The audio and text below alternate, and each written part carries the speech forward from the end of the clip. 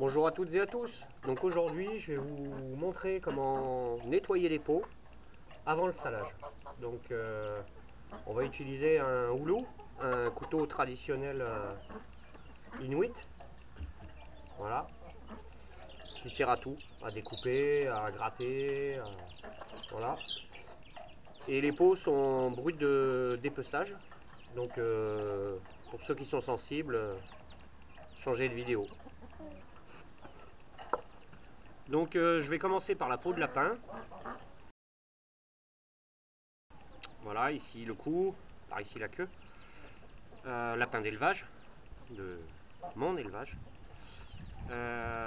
Donc voilà comment se présente la fourrure, la peau. Le but va être de dégraisser l'ensemble de la fourrure. Alors après, deux possibilités, soit on la fait sécher, soit on la sale. Moi je préfère la saler. Je vais utiliser le houlou. Alors j'utilise mon banc à planer en rajoutant une grande planche. Voilà. Et on va travailler doucement. Donc je fais dépasser la peau de la planche. Je vais la bloquer, tant bien que mal, et commencer à travailler. Alors faut travailler délicatement, hein, pour pas percer la peau. Y aller petit à petit et enlever tous les morceaux. C'est très très long.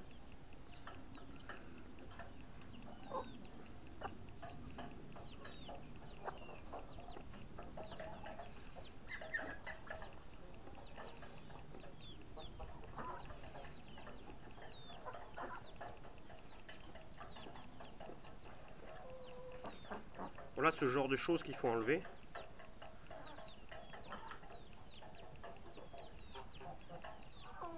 Voilà, ben, ça se décolle ici, on va commencer là.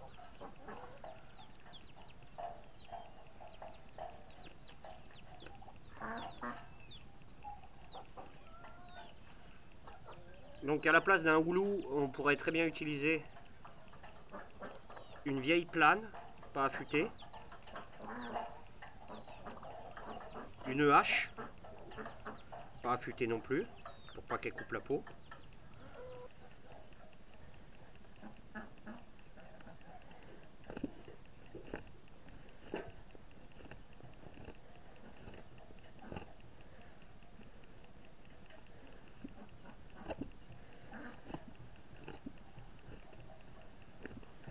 Alors le but est d'enlever tous les restes de chair, de gras, afin que la peau puisse être traitée.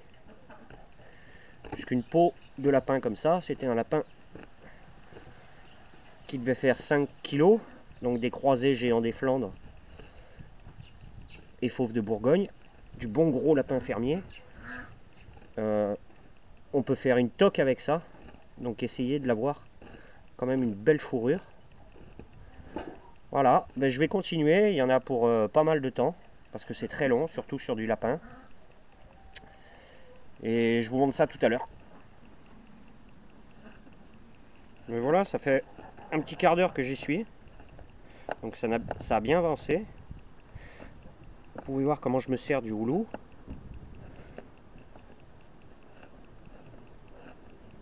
En poussant, en raclant, pour éviter de déchirer.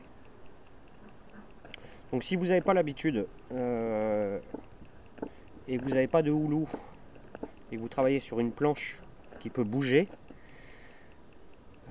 comptez une petite après-midi pour dégraisser une fourrure, voire plus, parce que vous risquez sûrement pour la première de la percer, donc bien comprendre comment fonctionne la matière. Donc là je dégraisse à partir du cou vers la queue, vers les pattes postérieures, pour éviter d'être à rebrousse-poil, ce qui fait que si j'attaquais le cuir, il y a toujours des parties un peu graisseuses, j'arracherai pas toute une bande de poils, voilà.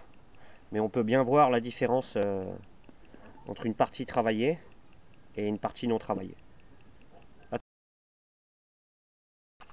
Voilà, la fourrure est prête. Elle a été complètement finie. Je vais pousser ça. L'Opinel m'a servi à certains endroits. Donc voilà, j'ai réuni le matériel. On a une planche, la peau, des clous. Alors l'idéal c'est des clous en cuivre ou en inox. Voilà, mais j'en ai pas. Ça s'achète au Québec, au Canada. Voilà, on en trouve. C'est des petites punaises, mais très épaisses. Et ici du sel. Voilà, du gros sel. Donc on va attaquer le clouage. Alors hier j'ai eu un souci de pied, donc de caméra. Donc j'ai mis la fourrure dans un sac comme il gelait de toute façon. Ça a pu la conserver et ce matin il neige.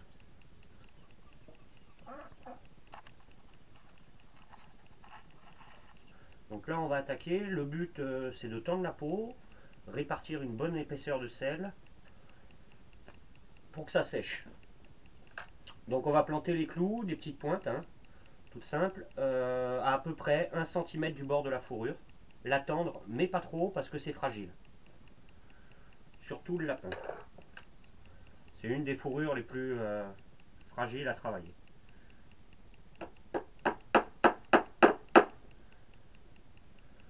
Je vais mettre quelques pointes et après je reviendrai en mettre d'autres entre, pas qu'elles se rétractent,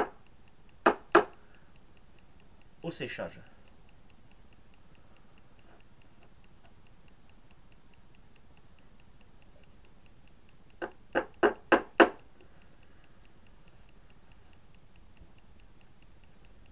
Voilà, je vais aller en face, tirer mais pas trop.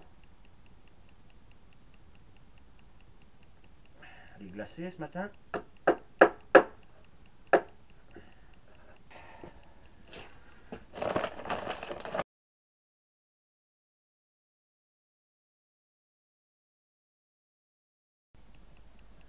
Voilà, c'est fini. J'espère que cette vidéo vous aura plu, vous aura donné quelques infos sur la préparation des fourrures. C'est bien sûr un sujet pour les passionnés et je vous dis à bientôt. N'hésitez pas à vous abonner.